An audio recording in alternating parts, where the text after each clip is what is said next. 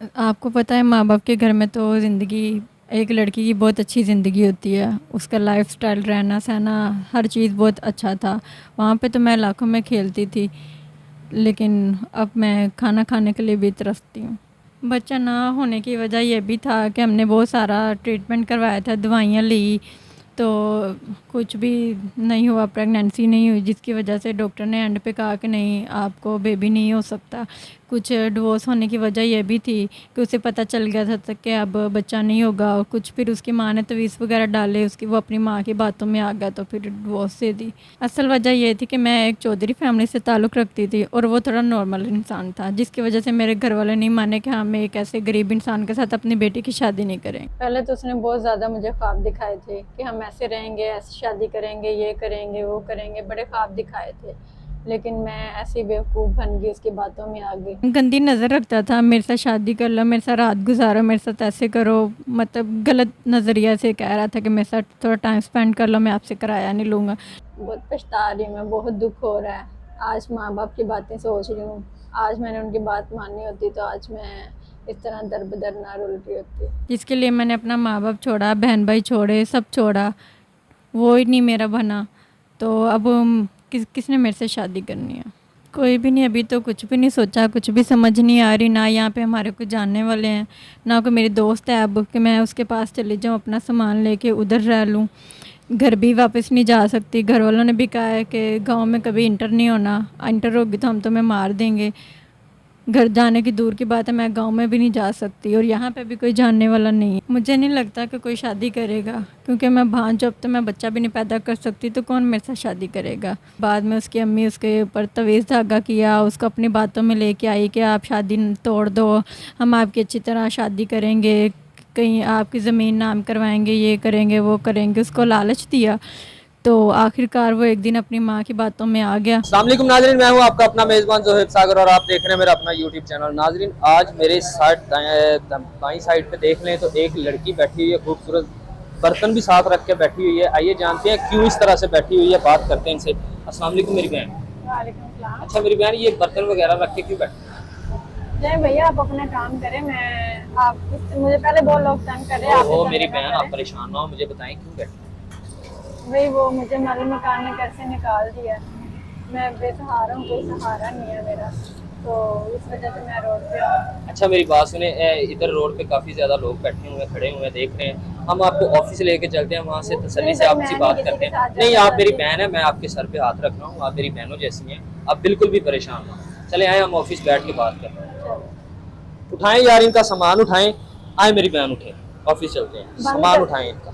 जी तो नाजरीन, हम इस बहन को अपने ऑफिस में लेके आए हैं, सामान भी इनका हमने उठा के वहाँ से लेके आए हैं इधर, क्योंकि वहाँ पे बहुत ज़्यादा एक तो रश था और हमने मुनासिब नहीं समझा कि इतने लोगों के सामने इस बहन को वहाँ पे पूछा जाए कि क्या माजरा है, क्या मसला है। ऑफिस में बैठे हैं, तसल्ली से जानते हैं किस लिए मालिक मकान ने घर से निकाला है, क्या वजह है, और इतनी छोटी सी उम्र में ये सामान ले कर दर बदर की ठोकरें क्यों खा रही हैं। अच्छा बहन बताएं, अब सारी जो है ना बात तसल्ली से बताएं कि हुआ क्या है, मालिक मकान ने क्यों निकाला? देखिए, हम एक कॉलेज में पढ़ते थे, मैं पढ़ती थी, साथ में जो लड़का था मैंने शादी की थी उसके साथ, तो हमने लव मैरिज की थी, तो जिसकी वजह से लव मैरिज किया, उसका नतीजा आज ये है कि आज मैं रोड पे आ गई हूँ। कॉलेज में पढ़ते थे, वहाँ हमने एक दूसरे से लव किया, ठीक है, बातें की, लेकिन शादी करना चाहे, हमने अपने घर वालों को मनाया, लेकिन उसने भी कोशिश की, मैंने भी की, हमारे घर वाले नहीं माने। आपके घर वाले क्यों नहीं माने? उसके घर वाले क्यों नहीं माने? एक ही कॉलेज में आप पढ़ते थे। वो हमारा ना कास्ट का इशू था, मैं कोई और बरादरी से बिलोंग करती हूँ और वो किसी और से बिलोंग करता है। आप कौन सी बरादरी से ताल्लुक़ रखते हम राजपूत हैं। हैं? आप राजपूत हैं, वो कौन सी बरादरी? वो खोखर थे। असल वजह ये थी कि मैं एक चौधरी फैमिली से ताल्लुक़ रखती थी और वो थोड़ा नॉर्मल इंसान था, जिसकी वजह से मेरे घर वाले नहीं माने कि हाँ, मैं एक ऐसे गरीब इंसान के साथ अपनी बेटी की शादी नहीं करेंगे। कौन से शहर से ताल्लुक़ रखती हैं आप? मैं मंडी बहावलदीन से। मंडी बहाउद्दीन। और वो लड़का? वो बहावलपुर से था। वो बहावलपुर से था। तो दोनों लाहौर में एक यूनिवर्सिटी में पढ़ते हैं? एक यूनिवर्सिटी में पढ़ते थे। तो यूनिवर्सिटी में पढ़ते पढ़ते फिर कब आपकी ये लव स्टोरी स्टार्ट होती है, कैसे होती है और कितना अरसा लव स्टोरी चलती है, फिर शादी कैसे होती है? हमारी लव स्टोरी चली थी, अभी 4-5 महीने गुजरे थे, तो तो हमने घर में शादी की बात कर दी, लेकिन घर वाले नहीं माने। आज से 1 साल पहले हमने शादी की है। शादी करके हम ऐसे ही, उसका कोई दोस्त था, ठीक है, उसने हमें मकान रेंट पे लेके दिया है, उसने हमें वहाँ पे रखवाया, हम वहाँ पे रहते थे, ठीक है। वहाँ पे वो फिर शादी हो गई, हम वहाँ पे रहने लग गए। तो जिसकी वजह से उसकी जो वालदा थी, उनको पता चला कि इन्होंने शादी कर ली है, वो भाग के शादी की थी? भाग के शादी की थी। तो वो हमें नुकसान पहुंचाने लग गए, ठीक है, तरह तरह की बातें करते, फिर हमें मारने की भी उन्होंने कोशिश की, लेकिन वो कामयाब नहीं हो सके, जिसकी वजह से बाद में उसकी अम्मी उसके ऊपर तवीज़ धागा किया, उसको अपनी बातों में लेके आई कि आप शादी तोड़ दो, हम आपकी अच्छी तरह शादी करेंगे, कहीं आपकी ज़मीन नाम करवाएंगे, ये करेंगे वो करेंगे, उसको लालच दिया। तो आखिरकार वो एक दिन अपनी माँ की बातों में आ गया, उसने वो लालच देख के फिर मुझे छोड़ दिया, आपको छोड़ दिया, डिवोर्स दे दी? मुझे डिवोर्स दे दिया उसने। जब आपको उसने डिवोर्स दी, तो उसके बाद से लेके अब तक आपने अपनी ज़िंदगी कैसे गुजारी? उसने डिवोर्स दे दी, फिर जहाँ पे मैं रह रही थी, फिर मैं उधर ही रह रही थी, रेंट का मकान था। तो मालूम जो मेरे पास पैसे थे वो मैं उसको किराया देती रही, 2-3 महीने मैंने उस गुजारा किया। उसके बाद फिर अब मेरे पास पैसे ख़त्म हो गए। मालूम मकान भी तंग करता था कि किराया दो, तो मेरे पास थे नहीं, तो फिर मैं उनको कैसे किराया देती। कितने महीनों का किराया चढ़ा हुआ है? मेरे पास 4 महीनों का किराया चढ़ा। 4 महीनों का किराया चढ़ा हुआ है। 1 महीने का कितना किराया? 18,000 रुपया किराया। 18,000 रुपये पे मकान आपने किराए पे लिया? किराए पे लिया हुआ। तो ये किराया ज़्यादा नहीं है? आप अकेली रहती हैं तो ये इतना बड़ ज़्यादा किराया? पहले तो ज़्यादा नहीं लगता था, पहले वो देता था, तो अब अकेली हूँ तो अब मुझे ज़्यादा लगता है किराया। किराया तो एक साइड पे हो गया, खाने पीने का निज़ाम कैसे चलाती हैं आप? जब तक पैसे थे किराया देती रही थी, खाती पीती रही थी, मेरा थोड़ा सा गुजारा हो गया था। अब मेरे पास पैसे नहीं है, मेरा खाना पीना भी मुश्किल हो गया है, मकान का किराया देना भी मुश्किल हो गया है, जिसकी वजह से अब मकान मालिक मुझे तरह तरह की बातें करता था, किराया दो, मेरे साथ शादी कर लो, ऐसे कर लो वैसे करो, गलत नज़र रखता था, किराया दो, मेरे साथ शादी कर लो, लालच देता था, ये कर लो वो कर लो, मेरे साथ टाइम स्पेंड कर लो, मैं आपसे किराया नहीं लूँगा, लेकिन मैंने ऐसी कोई हरकत नहीं की। अच्छा, मुझे ये बताएं, टाइम स्पेंड करने का क्या मतलब है कि मेरे साथ टाइम स्पेंड करो? टाइम गंदी नज़र रखता था, मेरे साथ शादी कर लो, मेरे साथ रात गुजारो, मेरे साथ ऐसे करो, मतलब गलत नज़रिया से कह रहा था कि मेरे साथ थोड़ा टाइम स्पेंड कर लो, मैं आपसे किराया नहीं लूँगा।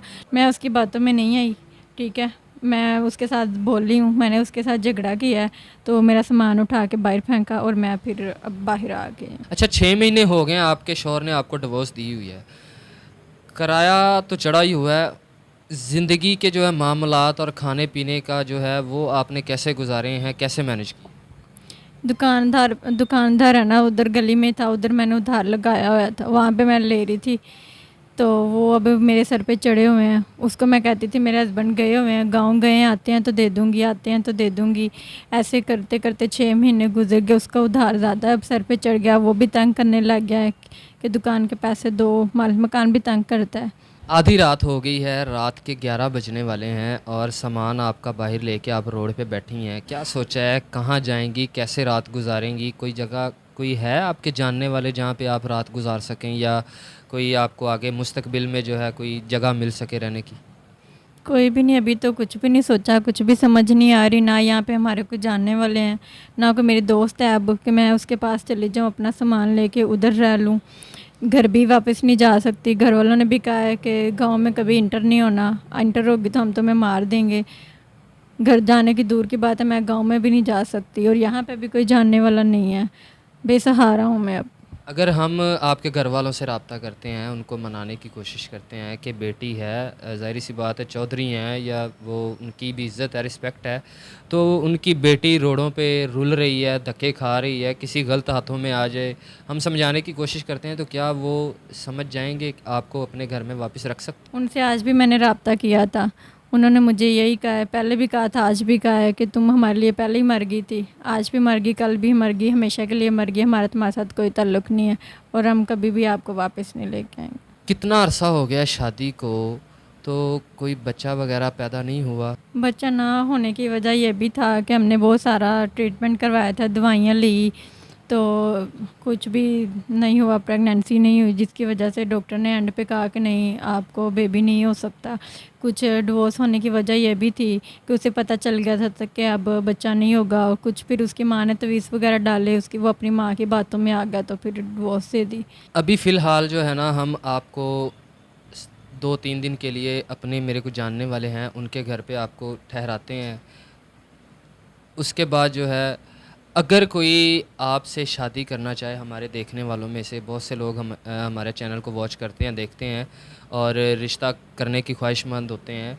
अगर कोई ऐसा इंसान मिले कुछ जो हमसे रब्ता करे कि हमें इससे निकाह करना है, इसको इज़्ज़त देनी है, इसको इज़्ज़त देना चाहता हूँ, तो हमारी गारंटी के बिहाफ़ पे क्या आप शादी करने के लिए तैयार हो सकते हैं? जिसके लिए मैंने अपना माँ बाप छोड़ा, बहन भाई छोड़े, सब छोड़ा, वो ही नहीं मेरा बना, तो अब किसने मेरे से शादी करनी है।